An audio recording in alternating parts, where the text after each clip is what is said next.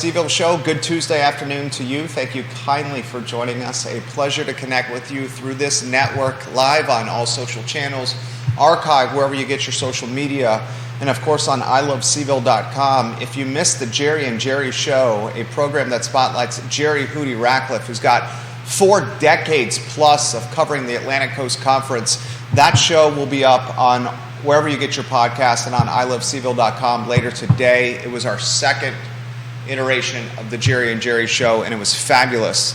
We have some new partners that we're about to announce for the Jerry and Jerry Show, which we're very, very, very excited about. Today's program is, if you like business, if you like real estate, if you like zoning, and if you like movers and shakers in the Central Virginia community, this is the show for you.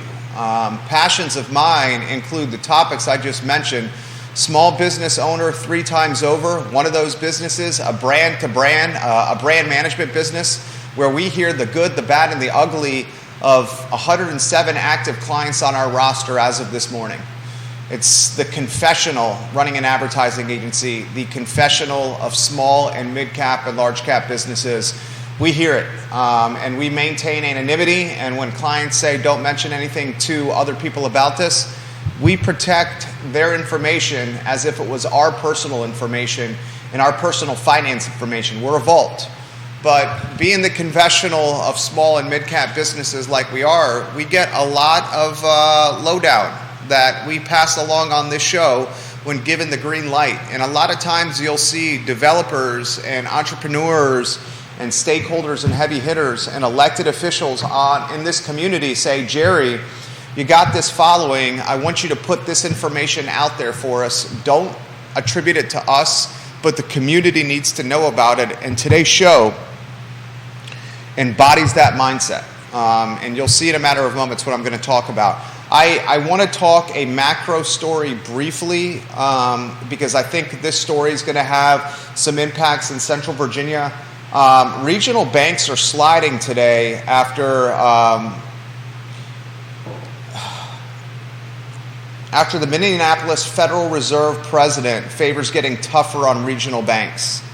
There was a crisis earlier this year that this particular president, Neil Kashari, said may not be over yet. And the reason I'm bringing this up to you, and I'm tracking the Spider S&P Regional Banking ETF that was down 2-3 points in the middle of the day today. I'm tracking this because my concern is lending standards are going to further stiffen, and the local lending environment in Central Virginia may become more expensive, more arduous, or creep to a halt. And when the lending environment starts to creep to a halt in Central Virginia, you start to see projects backburnered or put on ice. And that has an impact on the economy, on job creation, on new business creation. And often the folks that are leading the charges on these projects are very mindful of the lending environment. So I put that on your radar. We'll follow it closely. Some of these regional and local banks are in a little bit of a predicament right now. You're seeing that with some of the downgrades that are happening. So follow that closely. And if you want even more tangible proof or data or a storyline, how about home builder sentiment dropping sharply in August? Interest rates are surging, and according to the National Association of Home Builders, and we represent a couple, these 7.25, 7.3 mortgage rates that are out there are spooking the market and slowing new construction. And you're starting to see home builders not only have to incentivize construction, but cut prices. That's another thing that is a headwind for this Central Virginia market. A lot I want to cover on today's show. Our friends at the Citizens for Responsible Planning, a lobbying group, has some takeaways on the final draft of the zoning ordinance, which was released last night. I'll relay those takeaways to you. I also want to talk a building that I see 4 to 5 times a week on the downtown mall, 310, 312 East Main Street, which is on the downtown mall, the former home of Vita Nova Pizza. the location for what's the name of that business? The CVille Escape Room? Yeah, it's the escape room. The escape room, where you go there and you have to do riddles and clues to get out of a room to solve a puzzle. You know, an experiential business that I talked about yesterday in the downtown mall. I think you're going to see some of these storefronts in downtown Charlottesville pivoting away from selling widgets on shelves. Decades Arcade, the CVille Escape Room, perfect examples of what I'm talking about right now. I also think as the labor crisis continues to gain momentum, and the labor crisis is one that is many layers to this onion, as affordability becomes a problem in Charlottesville and Albemarle County, and I would say it's safe to say that we're in an affordability crisis, right, Judah? I can say that with confidence and conviction, don't you think? Oh, easily. Easily in a housing affordability crisis here. So folks that can't afford to live in Charlottesville and Albemarle, where a lot of the frontline jobs are, hospitality, music venues, food and beverage, breweries, wineries, retail, the folks that fill these jobs are getting pushed further and further away from Charlottesville and Albemarle. And as a result, the folks that own these companies have significant shortage of labor on their hands. So you're going to start seeing these businesses pivot to a less labor-intensive environment. And a lot of these omni-experiential business models, Decades Arcade, the CVille Escape Room, are good examples, do not rely on a lot of labor and their models or their functionalities. I mean, you look at Decades Arcade, the business has got one employee, you know, on the clock here. You look at the escape room, it's you check in, you pay, and you go into the room, and really there's not a lot of hand-holding going on. It's the antithesis of what a restaurant is, and it's the antithesis of what hospitality is, and frankly, the antithesis of a lot of retail we're seeing around here. That's why we're seeing a lot of these businesses close. The downtown mall's got 11 vacant storefronts right now out of 190. We're talking about a 6.5–7% vacancy rate. That's one of the highest vacancy rates for downtown Charlottesville in my 23 years of being in this community. Right now, one of the highest vacancy rates. And frankly speaking, you have buildings that are currently on the market, literally multiple buildings on the downtown mall right now that are for sale at asking prices that are beyond reasonable, that literally are stale and stagnant and gaining no traction whatsoever.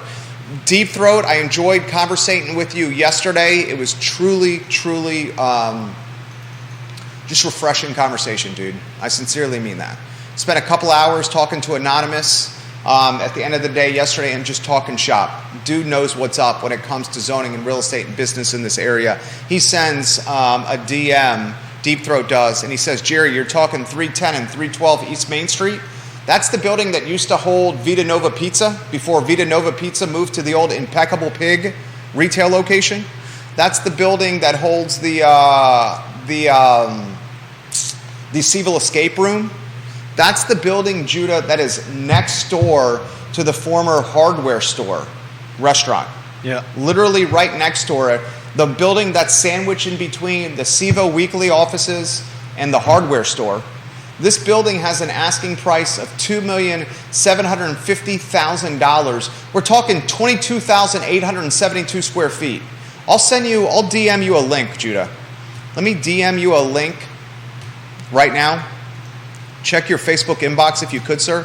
And once you get that link, if you could put these photos on screen so the viewers and listeners can see what we're talking about. This is what Deep Throat says. 310, 312 East Main Street sold for $1.9 million in 2014. What the F? Only asking $2,750,000 now, Deep Throat. $2,750,000. $110 a square foot. Are there dead bodies in the basement? Is it haunted by fake ghosts to drive down the price a la Scooby-Doo? Great questions. I will relay a conversation that I had with, let me choose if I want to use their names here. All right, in this particular circumstance, I'm not going to use the names of the two men. One of them is my mentor. I've mentioned his name in the past. He owns, I don't know, $200 million in commercial and residential real estate in Central Virginia. The other gentleman that was in the conversation, there were three of us, probably owns 2, maybe 3x that couple $100 million. I would say he is, without tipping off who he is, an international business and real estate investor. I won't say who it is. You can use some context clues to figure it out. It's little old me talking with my mentor and talking with this international business real estate magnate who does hotels all around the world. He's got Class A property all over Charlottesville and Central Virginia. We're talking about 310 and 312 East Main Street. At this point, I'm the young guy in the conversation with the small pockets, so I'm just listening to learn. My mentor brings me into the conversation and says, Jerry, we're talking 310 and 312 East Main Street. And he said, why don't you buy it? I get a little chuckle, and then I say both to these gentlemen, one of them that is maybe 2x my age. I said, well, gentlemen, you guys have the pockets, and you guys are the movers and shakers here, especially you, Mr. International Business and Real Estate Magnate. Why aren't you purchasing this? Here's his response to me. And tell me when the photos are on screen if you could, because I would love to showcase the building to people. He said, Jer, calls me Jer, with an accent. He says, Jer, the building is vacant right now. The building is in large portion vacant right now. Why are we going to spend our money on this building when we would have to go hustle up tenants for the building? Why are we going to spend our money on the building when still Charlottesville City Hall and politics in this community make it difficult to do anything a la Chris Henry, Stony Point, Dairy Market, Phase 3? And then he says to me, which raised some red flags with yours truly, because this is one of my businesses, what is the future of office in downtown Charlottesville? If it was converted to office, what would that even look like? So all very good questions. Give me the thumbs up when those pics are on screen if you could. There's only one. I'm trying, but... You got one? Is that the storefront? Yeah. The rest of them are really small. The other ones are tiny? All right, you get the storefront on. That'll be a good starting point. Is that on screen? Not yet. Okay, Judah's going to show you the building here. So the asking price, $2,750,000. Here's some of the highlights. $120 price per square foot according to the ask. 22,872 square feet. It's a Class B building. It's 4 stories. You got 0.13 acres on the downtown mall. Doing stuff in downtown Charlottesville from a development standpoint can be difficult. So that's another issue here. I remember when we did it's on screen, look at the screen now, viewers and listeners. When we remodeled our building, the Macklin building, I'm the president of this association, owned the largest piece of this building. This used to be a car dealership, Macklin Auto.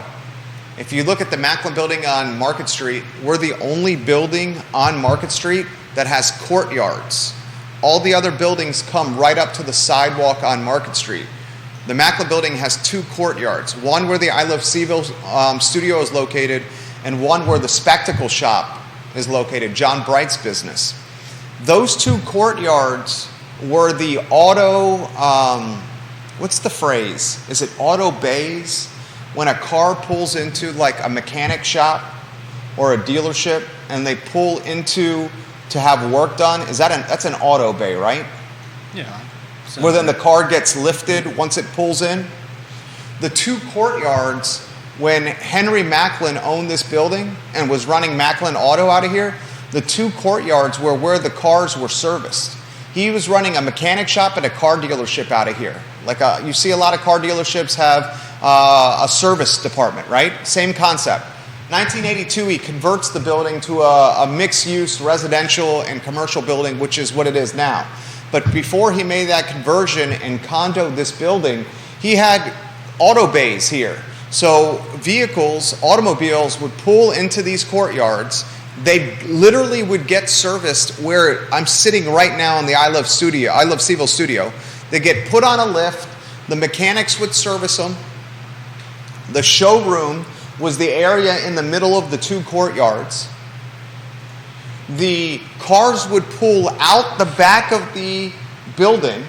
There's an alley that's in between the Macklin building where we're located, and in between Draft Tap Room and the Nook and Botanical and Lynn Goldman Elements, cars would pull in here, and then when they were done, they'd pull out and down the alley, Macklin Auto. Okay? That's why we have the 2 courtyards here. A little piece of trivia for you. I'm talking to the international magnate and my mentor, who has a couple $100 million of real estate, and we're talking about 310, 312 East Main Street. Colliers has had this listing for an extended period of time. There was a point in Charlottesville's history, and it was literally in 2019 before COVID. We're still dealing with the collateral damage of the pandemic. In 2019, buildings on the downtown mall and around the downtown mall, and frankly speaking, in much of the city of Charlottesville, would not trade on LoopNet or on the commercial MLS, CVC MLS. They would not trade by listing them on the internet. These buildings legitimately would trade off-market by the owner of the building calling 2 or 3 of his buddies, very old boys club, and calling 2 or 3 of his buddies and saying, I'm looking to exit. That's how I bought the I Love CVille storefront. That's how I bought the lion's share of my position in the Macklin building, was people I knew who reached out to me and said, you're a young kid in his 20s and then early 30s looking to scoop up real estate in downtown Charlottesville. I will do a seller finance deal. I bought 2 units on the 2nd floor from Larry Howard, who's a realtor, in a seller financed arrangement. I put 25 grand down about a decade ago. Yeah, in 2014, I put 25 grand down. He gave me an interest rate at the time of 4 points. God, that's cheap money. And a term of 12 years. It was a 12-year term. I'm actually coming up on the term, and I'm going to pay it off before the 12-year marker for the 2 units, the first 2 units I bought on the 2nd floor. Then I bought 5 condo units on the 2nd floor from Dr. John Foltz. John Foltz often writes editorials for the Daily Progress opposing upzoning and rezoning. Dr. John Foltz does. He lives in the Rugby area. Deep Throat, that would be a good connection for you. We did a seller finance term for 10 years, 120 payments, 4.5% interest rate, 15% down. This studio, the I Love CVille studio, I purchased from Joe Geek, the former UVA trainer with UVA Athletics. He lives on a farm in the city of Charlottesville and also has a second home in Montana. That's another guy for you to know there, Deep Throat. We did a seller fi term on this one on a 12-year term. And then I bought another unit from Dr. Trice Taylor, a dentist. He was retiring. Tim Carson reached out to me, the vice president of Real Estate 3, and said, Jerry, you want to do this deal? You like to do seller finance deals. Dr. Taylor will carry the paper. You give him 10, 15% down. He'll give you a 10-year term and an interest rate at market. So literally these deals, he is a super nice guy, Professor John Foltz is. You're 100% right, Anonymous.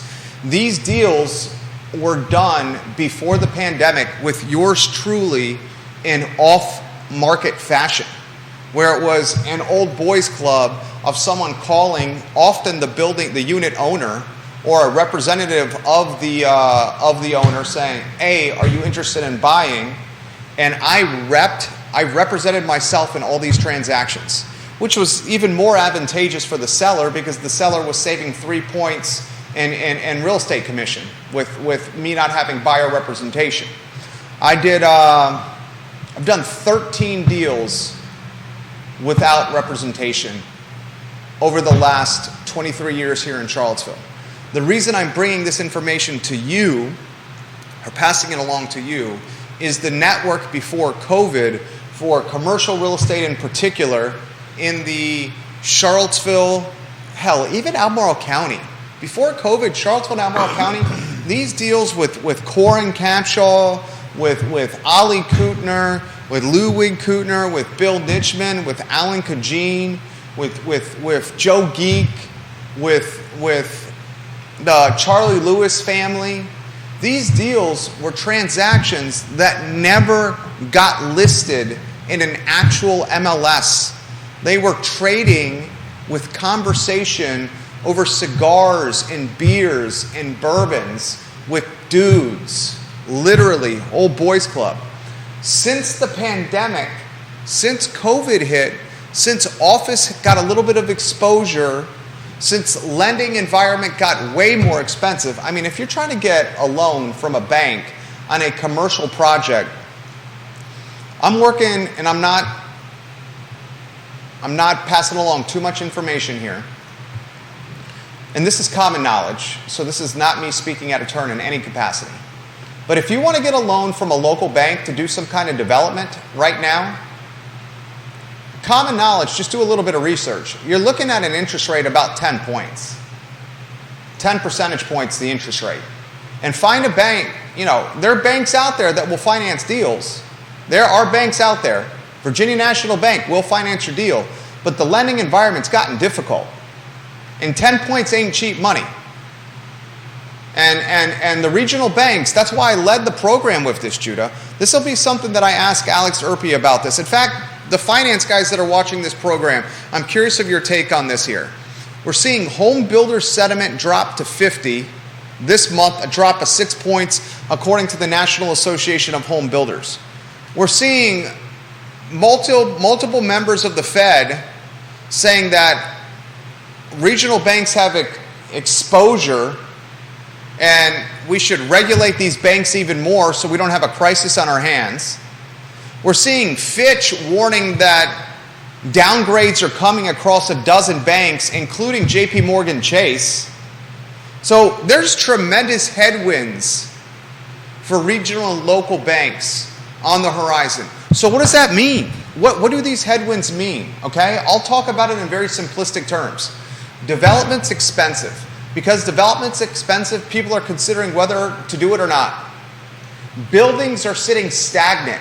A building like this one, put the picture back on screen if you could, please, sir. Thank you kindly. A building like 310, 312 East Main Street, this MFer would have sold off market without even being listed on LootNet. Now it's got a DOM that's getting long in the tooth.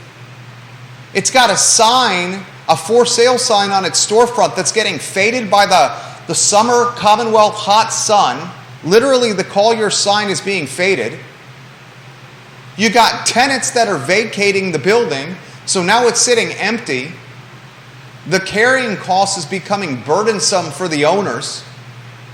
A 23,000 roughly square foot building at an asking price of $2,750,000, only $120 a square foot, never would have lasted that long in downtown Charlottesville. Never. I want you to literally walk from the Omni Hotel to the Ting Pavilion and look at the vacancies and the buildings that are listed for sale. We'll highlight this even more tomorrow with a different location. John Player, I'll get to your comment here in a matter of moments. JB and James Watson, I'm going to highlight your perspective when it comes to the church that's currently on the market, the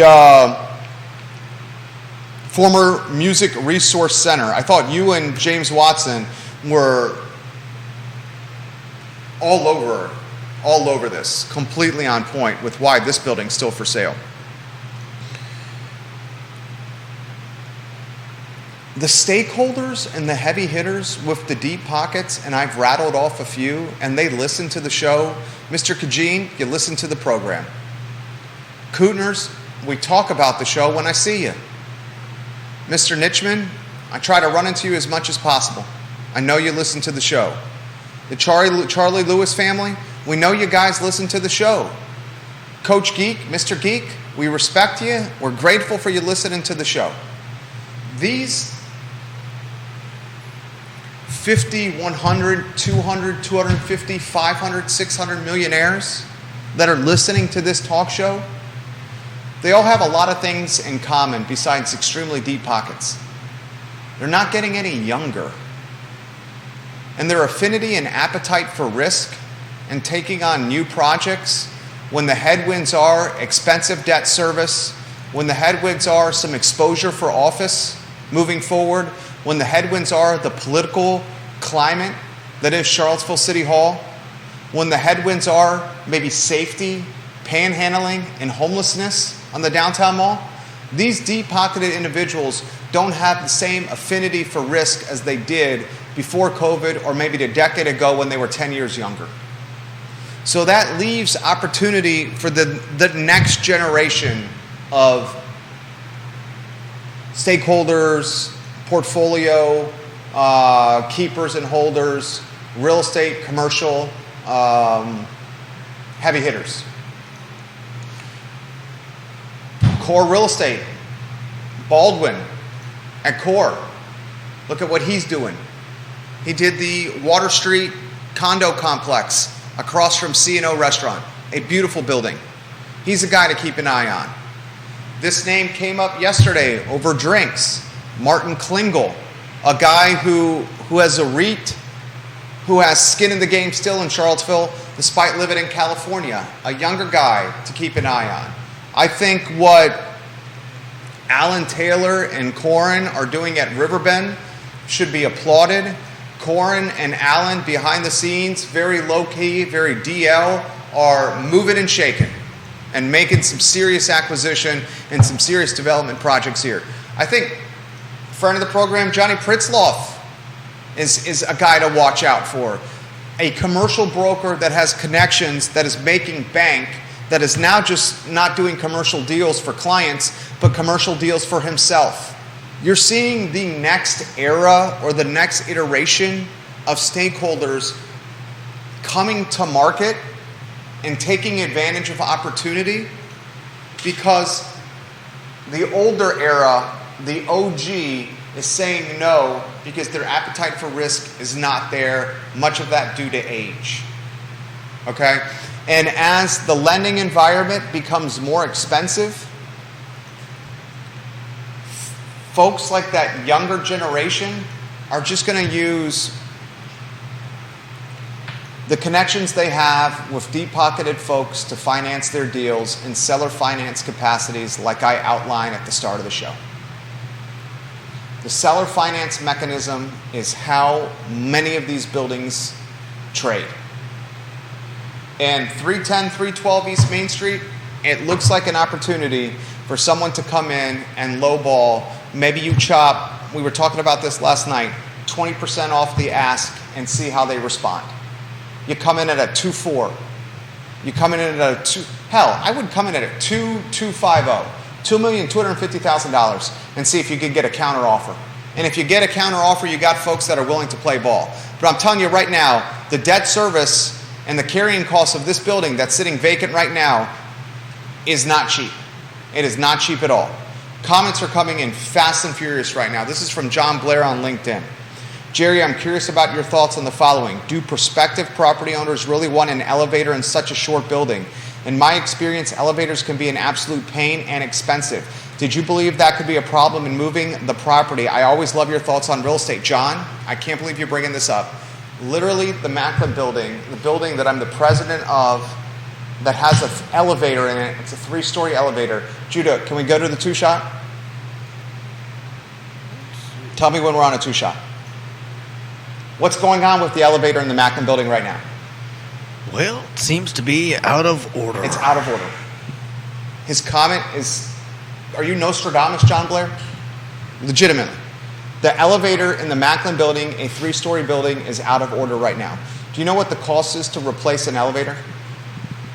I've gotten a number from our property manager, the fabulous Ryan Miller, to replace that elevator. You know what the cost is? Of course I don't. But do you want me to guess? Guess. 80,000. How much? 80,000. Higher. One more guess. 150,000. 135K. Damn. $135,000. Man. You know what we're doing right now? Getting people to start using stairs. Well, yeah, because it's out of order.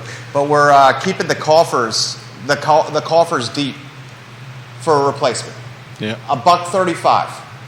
Outside of the roof, which is under 30-year warranty, we're 7 or 8 years into this flat roof replacement on the 30-year warranty. That's the number one piece of expense that we have in this building. Yeah. Legitimately. John Blair, hell of a question right there. MEC29, welcome to the program. Thank you for watching. James Watson and John Blair, speaking of John, had a fantastic interaction on Facebook about the music resource building. Let me see if I can send that to you, Judah. And I appreciate you adapting on the fly. What I'll do is I'll Facebook message you the link so people can see the one I'm talking about. Let me see if I can. Oh, I found it. Pritzloff and Stoner have this listing. Pritzloff and Stoner do. Somebody tell Johnny Pritzloff and Jenny Stoner I'm giving them props. They do a damn good job. I just Facebook DM'd you the LoopNet link for 105 Rich Street. If you can get some of those photos on screen and give me the thumbs up when they're on screen, that would mean the absolute world to me. So I asked the question, here's another building in downtown Charlottesville that is not sold yet. And it's got an asking price, 105 Ridge Street, of $1,875,000. It's 8,606 square feet. Before COVID, this building sells all day, every day, and twice on Sunday.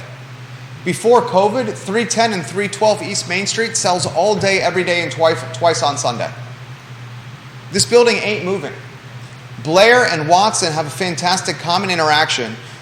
Blair says this, first James initiates it. I wonder if parking is an issue for the music resource property.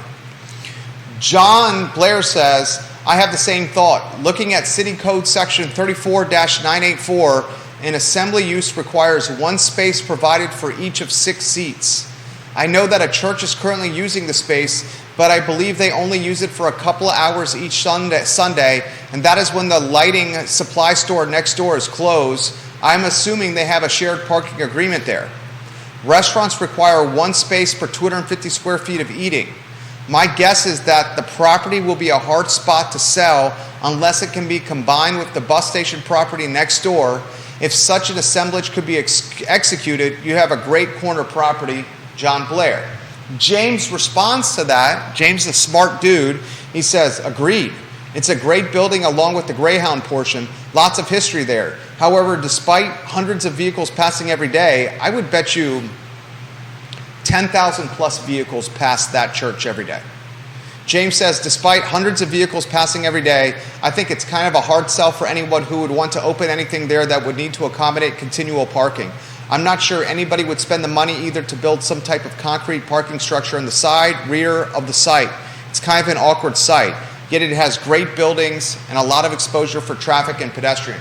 I agree with everything those gentlemen just said. I thought it was extremely intelligent chatter on the network from two guys that I have a lot of respect for, and when they comment, I read their comments live on air. Here's what I would do, and let us know when those photos are on screen, J-Dubs, if you could. I would do a joint venture with the hotel across the street from the Music Resource Church. I believe that hotel, let me see if I can get Google Maps open. Is that a Hampton Inn? Is it a Hampton Inn? We got Alex Urpí here about to be on set in the green room here. Let me just type it in here. Music Resource Center, Ridge Street. And let me see if I can go street view. I think it's a Hampton Inn. Oh, it's a Residence Inn. It's a Residence Inn? Yeah, it's a Residence Inn by Marriott. Fantastic. A Residence Inn by Marriott. Good stuff right there from Alex Urpí. I would do a joint venture with the Residence Inn by Marriott and say, Residence Inn by Marriott, you don't have what the Omni has. And what the Omni has is a banquet facility for 300 or 400 people for weddings and private events. Music Resource Center building is on screen. Look at the screen, everyone. Look at the screen. Mayor just walked by. We love you, Mayor Snook. What? Big ups to Mayor Snook walking by right there. I would do a partnership with the Residence Inn by Marriott. And I would say, let's do a JV. We can sell packages for Thursday, Friday, Saturday, Sunday weddings here.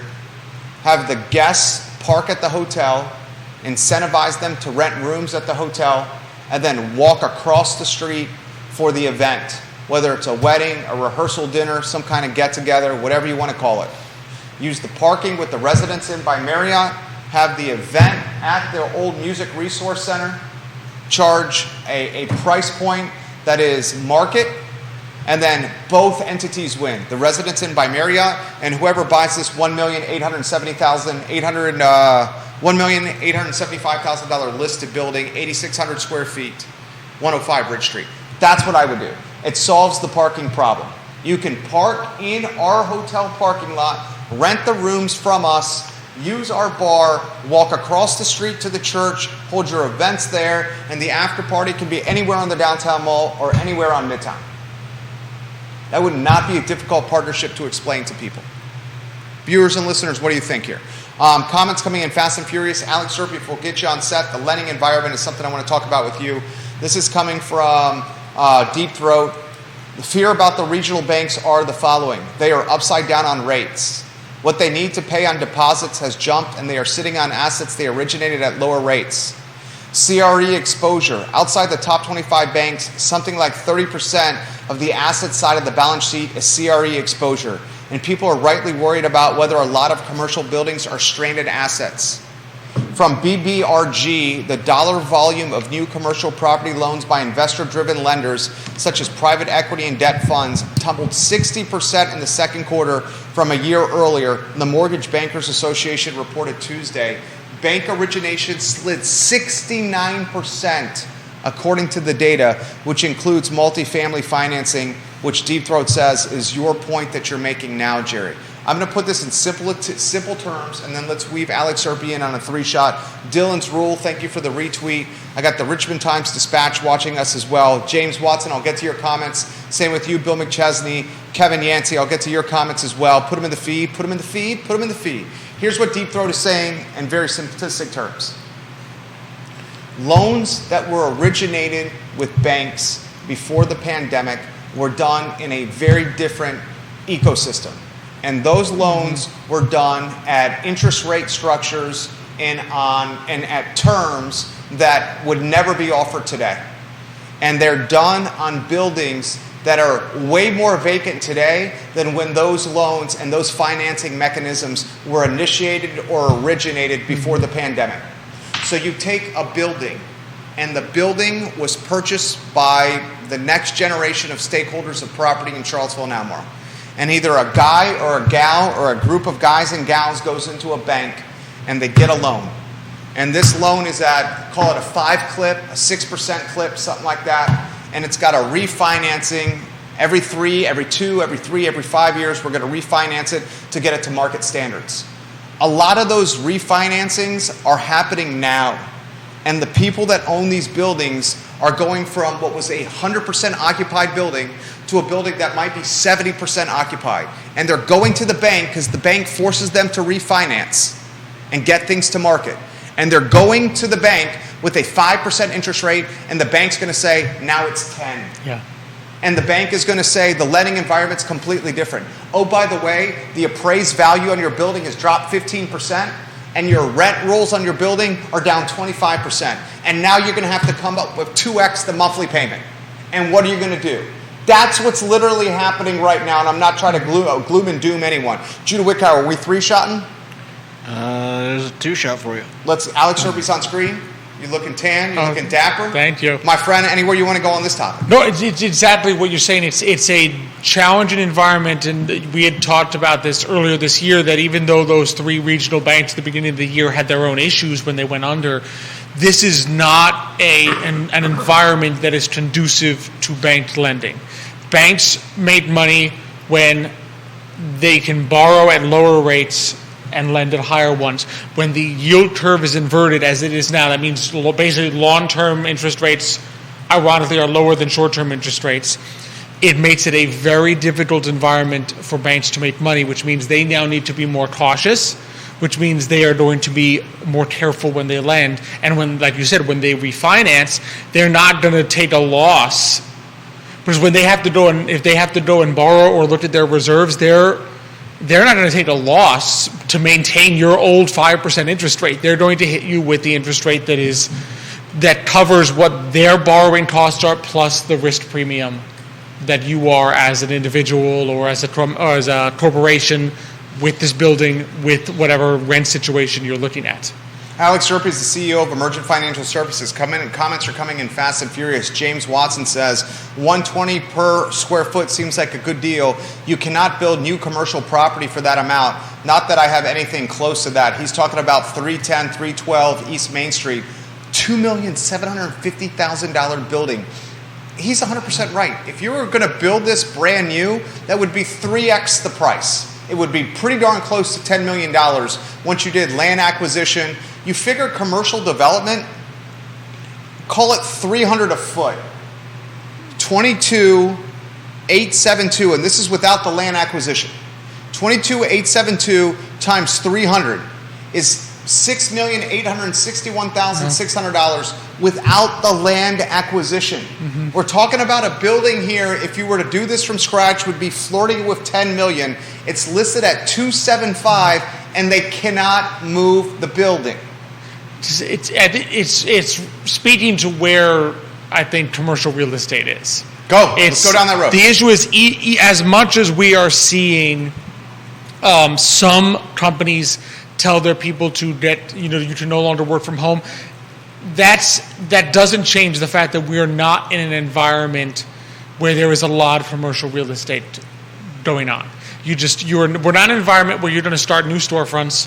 We're not in an environment that's conducive to saying, well, I'm going to do a brand new brick and mortar and test myself out there. You're going to test yourself in any way you can before settling into a brick and mortar, particularly where rents need to be given where the market is. And I see this all the time. You see new startups and so forth. They're like, I'm going to hold off on the brick and mortar, on renting space or leasing space until I know with absolute certainty that I have a customer base that can support that. So that's your ground floor, right? And even if you talk about office space, I think even with some people coming home, and if you look carefully at a lot of the companies that are telling their workers to come back into the office, it's not 5 days a week. It's hybrid. It's saying, you were working from home Monday through Friday. I need you to come in 2 days a week. That still leaves 3 days a week where they're not coming in. And if you stagger that as a company, you're using what? Maybe 1/3 the office space that you would have been using pre-pandemic. So even with the hybrid model of asking people to come back to the office, we're nowhere near the office space usage that was happening before. And that's before you even account for the retail that kind of makes the bulk of, even you look in Charlottesville, right? What makes the bulk of the first floor? You got offices on second story, third story, fourth story. First story, it's retail businesses. Yeah. And I don't think there is enough demand by current or new retail businesses to lease space right now. Because they are looking and saying, I need to be very certain that I can sell and that I can afford that lease payment before I lock myself in to that space. And I think that's a huge number, because you need that on that first story even before you get into whether you're selling the office spaces on the higher floors. A perfect example of this, Judah, Alex, and viewers and listeners, is the CFA Institute selling its building on High Street. It sold its building on High Street about a month ago for $21,900,000. $21,900,000 from an LLC called Low High LLC purchased the building from CFA. CFA, the people that work for CFA were not going into the office, to the point where when the Daily Progress that watches this show every day heard me break the news of this LLC buying this building for $21,900,000. I'm watching the Progress stream our show. Then the story comes out the next day. The reporter went over to the building on High Street where CFA was located. Mm-hmm. And literally in the story the reporter wrote, you could see that there was dust all over the computer screens, and people had not been in the building in months. That the only person in the building at the time said, usually there is 1 or 2 people tops in here, and it was a building that is 100,000 plus square feet, to the point where CFA is leasing back 47,000 square feet after selling to Low High LLC. So this is basically what happened. Low High LLC, a play on Locust and High Street, right? Yep. This is what basically happened. This deep-pocketed LLC, a heavy hitter, I've been sworn to secrecy, sees a deal, an opportunity, says, good God, you got nearly $50 million in renovations. It was a hospital. Yeah, it used to be. It used to be Martha Jefferson Hospital. Yep. They converted it to an office building. I'm going to get a 40% haircut or discount on this, on the purchase. Let me buy it, and let's figure out what it's going to be as the market dictates what it should be. Yeah. And we'll just adapt to market trends. Here's the question I have for you. Warren Buffett said, be scared when people are greedy and be greedy when people are scared. Is this a time to be greedy when people are scared when it comes to commercial? That's a tricky one because that applies. He meant that with stocks and equities. Yeah, the issue is that Warren Buffett quote applies when you're looking at things which are cyclical and capable of reverting to the mean. That's the classic reversion to the mean. What he's saying is when things are at the bottom, if you truly believe that they will come back to average over time, then you know they're not going to stay at the bottom, they're not going to go all the way down to zero. The issue is if you have come to the conclusion that we are at an actual inflection point whereby there is no going back to the type of work that we used to do in offices, then you don't. In other words, that's not necessarily a justification just because people are afraid to be greedy and go in. Because if something has indeed changed permanently, then that changes the paradigm. That quote only works if you think that what you're seeing is a temporary change, but not a permanent one, that the cycle will just go back. Now, maybe you could argue, was COVID time an overreaction? In other words, is 0% of people in the office an actual representation of the future? I would argue probably not. I think a lot of companies are saying that idea of everyone working from home is not the new paradigm. But I think you could make the argument that 100% occupancy is also, in other words, that the old paradigm is gone. That we probably are looking at something in between, and then you have to sit there and say, what else could you do with, let's face it, just if you look at the haircut on that building, right, and sort of the advantage of buying it, you said, 50, you used the phrase 50% haircut, right? That's basically the percent of the building that was vacant, that CFA is leasing back. In other words, the only reason it's the 50% haircut is because you had someone in there that said, I'm now at maybe 50% capacity in the future. Right, because obviously it's not 50% capacity now, but that CFA is saying the most I would need out of this building is half of it. So you need to sit there and say, well, what do we do with the other half? Right? So I think that's where you need to look, because if you actually have a changing paradigm, you may look at an opportunity and say, okay, it's no longer going to be used 100% by commercial real estate. Let's say offices and retail uses 50% now. What do you do with the other 50?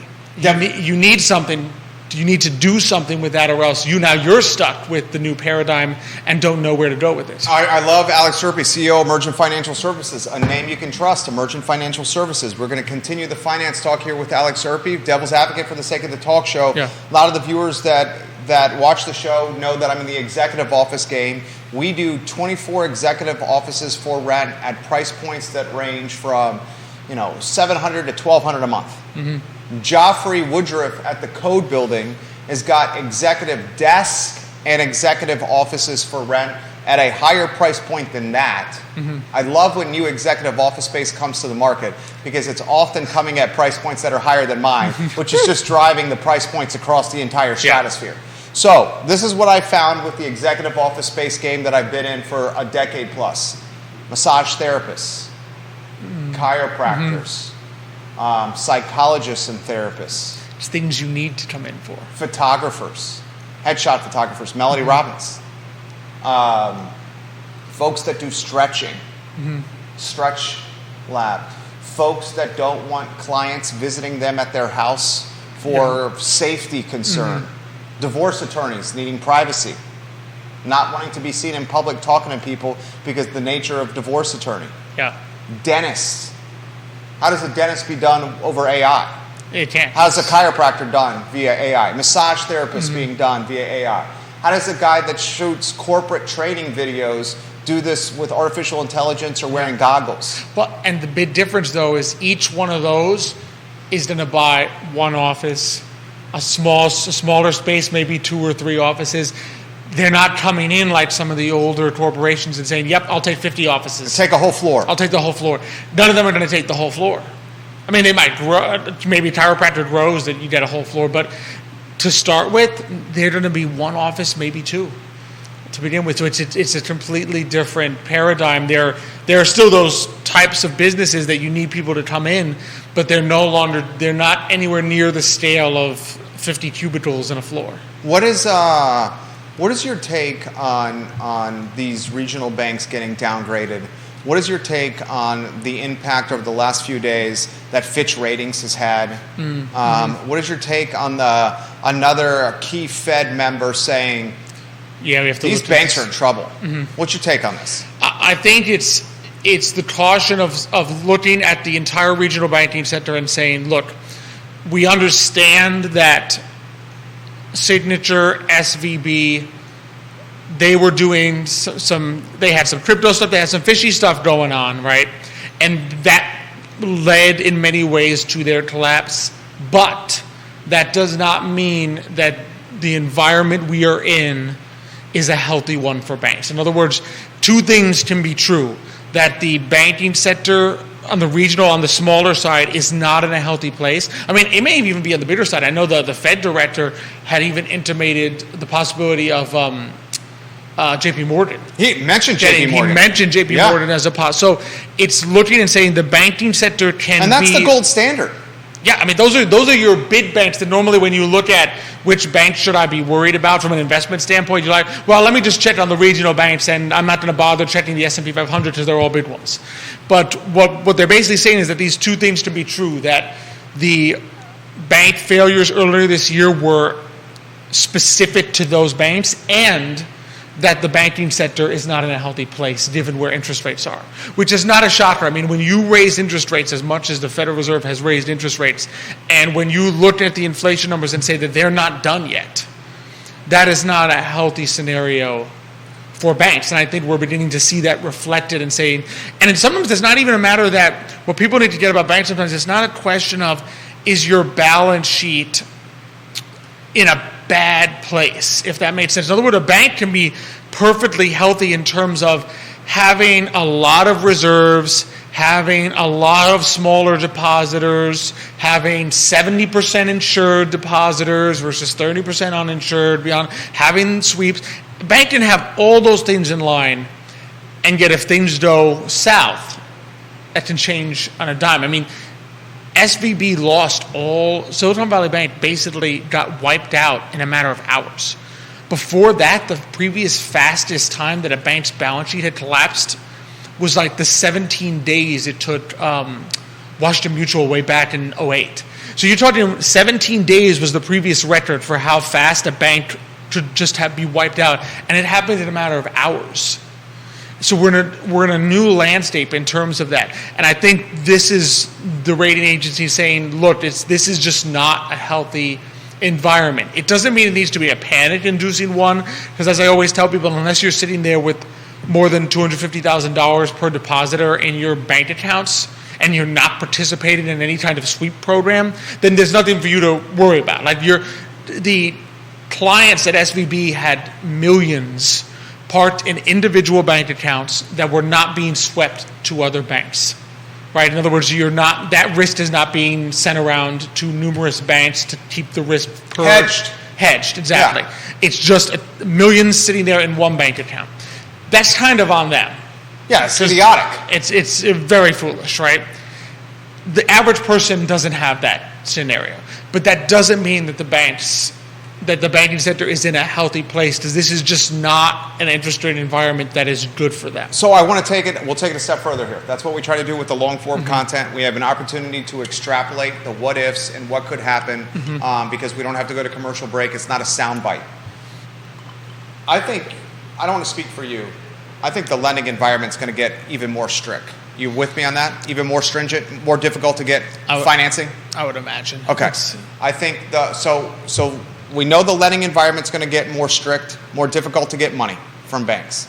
I think if you can get money from banks, that money's going to be more expensive than it's been in ever. Let's face it, everything is based. I wouldn't say ever. My dad would say, okay, he so lived through the vulgar the years, 70s and 19% the early interest rates? Yeah, exactly. Okay. But certainly more so than we've ever seen in the last 20 years. Okay. Because let's face it, everything, what you have to understand is that every single interest rate that you could borrow at is ultimately based on prime. It's ultimately based on what is the Federal Reserve doing with their interest rates. So that's the risk-free rate. And then everything else is risk on top of that. So if you imagine, we now have a risk-free rate that's higher, right? That's crawling into the 5s and 6s. So now you add risk on top of that because the bank needs to charge more to compensate for risk. And the more nervous they become, the more that risk premium. So you can have a scenario where not only is the base rate higher, because the Federal Reserve is raising rates, but the spread, which means the difference, basically the spread is kind of the premium interest rate that a bank will put on you because you're riskier than the Federal Reserve, for sure, right? That can widen because the banks... That delta is widening. And it is widening. Yeah, literally right now it's widening. It's widening. I'm seeing that with clients. Exactly, because the more concerning the environment gets, the more the bank says, well, to compensate me for the increased risk that I'm taking, I need to charge more on that interest rate above the Federal Reserve's base rate. Because the base rate is just the time value of money. The base rate is literally just saying $100 today is worth this much more than $100 5 years from now. That's all that one means. The rest of the interest rate is risk, and the riskier the environment gets, the higher that spread climbs. He's dropping knowledge here. So viewers and listeners, I'm going to get to your comments here in a matter of moments. Vanessa Parkhill, Queen of Earlysville, I'll get to your comment. Jason Howard, the King of Rayo Road, I'll get to your comment. Logan Wells Colelo, thank you for the hotel information. We appreciate you. Deep Throat, I'm going to get to your comments here. This is right up his alley. He's chopping at the bit here with this information. This is literally how this guy makes some of his money here.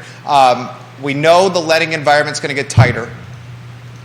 We know that if you do get a loan, that it's going to be more expensive than a really, really long time. Mm-hmm. Okay. We know that the inventory levels that are out there are as slim as they've been in a really long time. So let's talk about the cause and effect of this. Money's tough to get. Money's expensive to get. There's few residential things to purchase. Safe to say values are going to uptick big time. Well, it's the only, the issue is... Only outcome, right? It's the only outcome is you have supply and demand.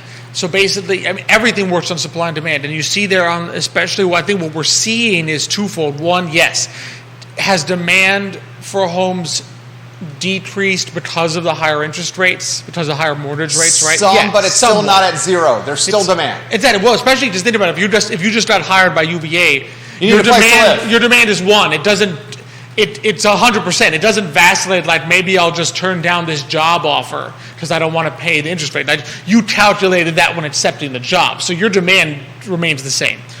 But as much as demand goes down, I think what we're seeing too, and I've read some articles to this effect nationwide, and I think it's absolutely going to be the case in Charlottesville as well.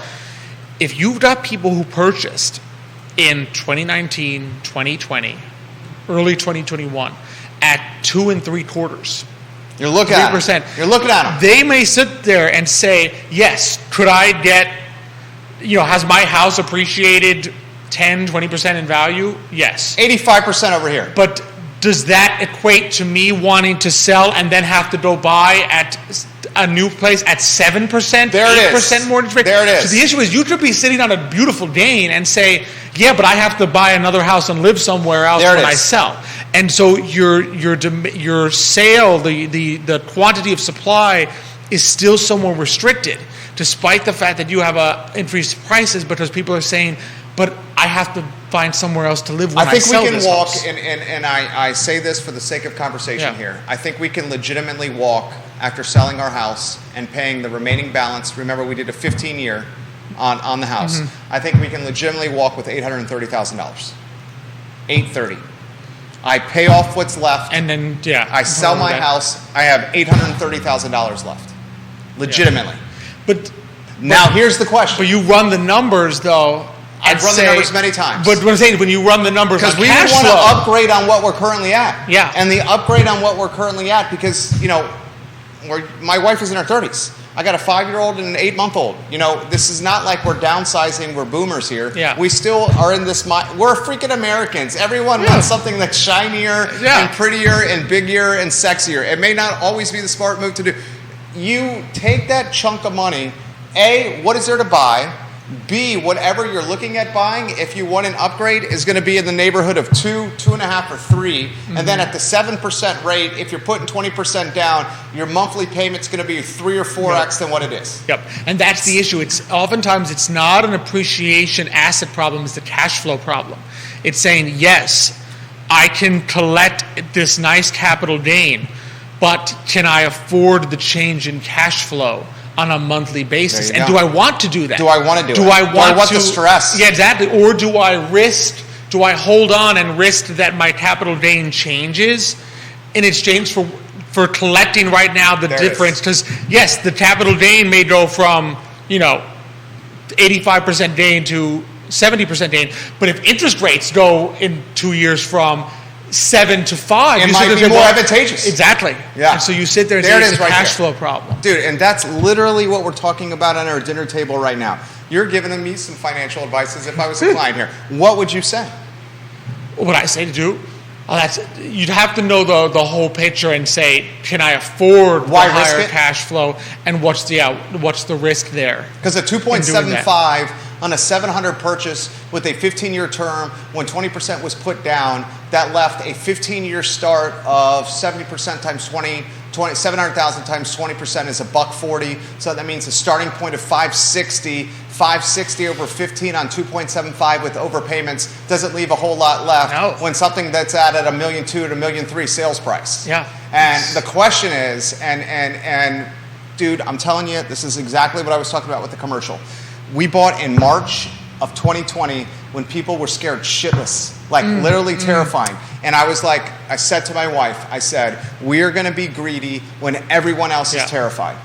I literally said that to her. She goes, what are you talking about? We have to go look at these houses with hazmat suits on. We're not going to go look at these homes. We might get this virus. And she literally said, and I love her dearly, she was thinking about our only kid at the time. We only had our oldest at the time. She said, can we breathe in the air at these houses? Should we really be doing this? No one knew what was going on at the time. No one knew. So we sucked it up. We were greedy when other people were scared. Is that the same situation with these commercial buildings that are for sale? That's the $1 million question right there. Where's this low-high LLC, this heavy hitter that's buying? Obviously, they're believing it's cyclical. In other words, they're saying there is a use. 40% discount. Yeah. No, what they're saying is there is also a use for this space that maybe either they can He's proceed doing executive or that offices they. now. Oh, executive offices. That's what he's going to convert it. Outside of the 47,000 square feet leased back to CFA, the rest of the building he's converted to executive offices. So they're basically saying, here is where we think the new paradigm is, and we think there is sufficient demand there. And the question is whether or not that's the case. Vanessa Parkhill says it should have been on SVB depositors, but wasn't there a federal bailout for these folks? Jason Howard on Rayo Road says the news out of San Francisco lately, companies just giving multi-million-dollar commercial buildings back to the lender. Has this happened in the past and in these numbers? Literally a hotel chain just went to their lender and said, here's the hotel, here are the keys to the hotel. We don't even want this building anymore. Like the San Francisco political climate is too much. Let's go to Deep Throat, DM on Twitter. Had a great conversation and meet and greet with Deep Throat yesterday at the Mill Room. He says, people learn how to run on a bank. Argentinians are masters at this. In 2001, I went to a meeting at a mid-sized Argentinian bank just after lunch. Everything was normal. I rode down the elevator 2 hours later, and there was a mob outside. The bank failed the next day. After SVB, and with the ability to run with your keyboard, runs can go very fast even in the United States. Banco, BCN, could remember the name there for a second. That was the bank in Argentina. He does a lot of business with the Argentinian government, this man does. Yeah, I mean, that's a famous, 01 is a famous collapse in Argentina. And he's absolutely right, because let's face it, the nature of banking means there is no such thing. Let's put it this way. A bank that was immune to bank runs would basically not be a bank. They would be a lousy bank. They would be saying, that the only way to be immune to it is you give me as a bank, so I'm your bank, you're my depositor, you give me $100, I turn around, I put the $100 in my vault, and I say, okay, I'm done, and I never lend the $100, right? Yeah, would I be, your money 100% is there. When you come back and say, Alex, do you have my $100? I said, yes, I do, it's right here in the vault. I didn't do anything with it, and I give it back to you. That would be a lousy bank. A, I'm providing no capital. B, you at some point would sit there and say, well, wait a second, I get no return from being at this bank. I could probably do something else with my money. So the issue is, the moment a bank lends, that means that there is now a discrepancy between, in cold hard cash, between what was put into the vault and what is in the vault at this precise moment. The moment that happens, the moment a bank does its basic function, it is susceptible to a run. It cannot actually handle everybody at the same time coming and asking for all their money. It's a Wonderful Life. But it's a Wonderful Life, and that's literally is what happened. That's in the what movie. happens in the movie. Yeah. Right. The key thing I would also mention, I probably overused this line, but the other key thing is, when that happens, what does Jimmy Stewart say? He says, "Mr. Potter is not selling, Mr. Potter's buying, because we're panicking and he's not." So the key is always that. That's kind of that Is Warren that the Buffett theme? greedy I fear know. thing. Is right? that the theme? But I think it's just a reminder out there to exactly his point.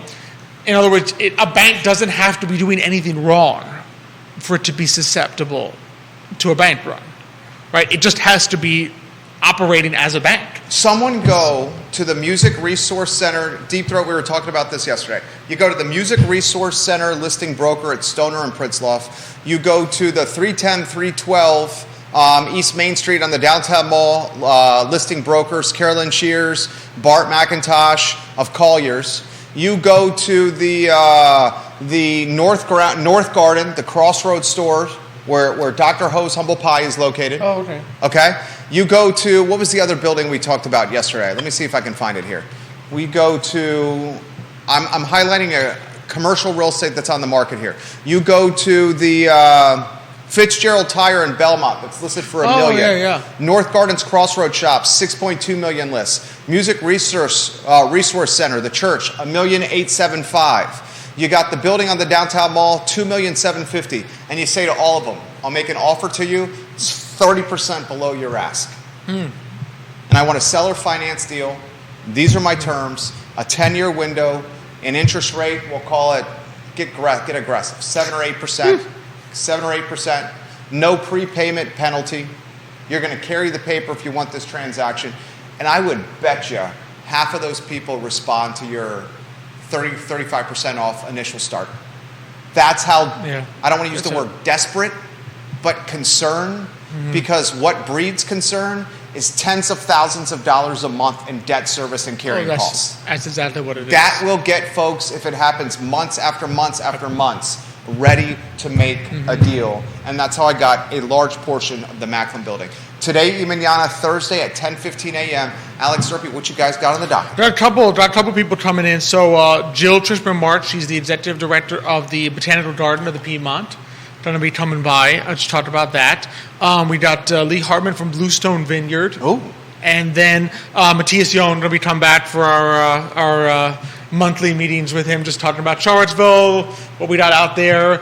I mean, it kind of fits in with the point where we see on Today Mignon as well, just so many of the small businesses that are out there doing things, and that may be where we're seeing, that's who buys that executive spaces, that's who kind of makes the moves, that may be where we're kind of seeing things move. And because people, especially I think in this community, as if indeed, let's put it this way, if indeed the Federal Reserve succeeds in crushing economic activity and driving things down, I think this community is one that would say, with the limited resources we have at our disposal, how do we make sure that our fellow small businesses do well as opposed to the big chains? I love it. And I think that's what we be seeing. Yep. That's what we'll be seeing. Alex Urpí hit a home run. Today, Manana, Thursdays, 10:15 a.m. He's the CEO of Emergent Financial Services. It's a family-owned firm. Alex is the CEO. Xavier is the CIO. Nice. Nicholas is the CMO. And Michael is. We got to think of 3 letters for him. We need a C-suite title for Michael over We'll there. have to think of those Can 3 he letters. be the CTO? We can do CRO, Chief Research Officer. That's CRO. most of what he does. Michael, if you're you watching, go. you need a C. You need 3 letters next to your name, my friend. Michael, I love you. Love you too, Nicholas. Love you too, Xavier. Love you too, Alex. It's the Urpis, guys. Judah Wickhauer, we got our conference call in, it was supposed to be 20 seconds ago. This is the I Love CVille Show on a Tuesday afternoon. Judah, Jerry, Alex, thank you kindly for joining us. We'll see you tomorrow at 10:15 a.m. for Real Talk. So long, everybody. Excellent. That was a fun one. Yeah. It's always good. I missed it. We had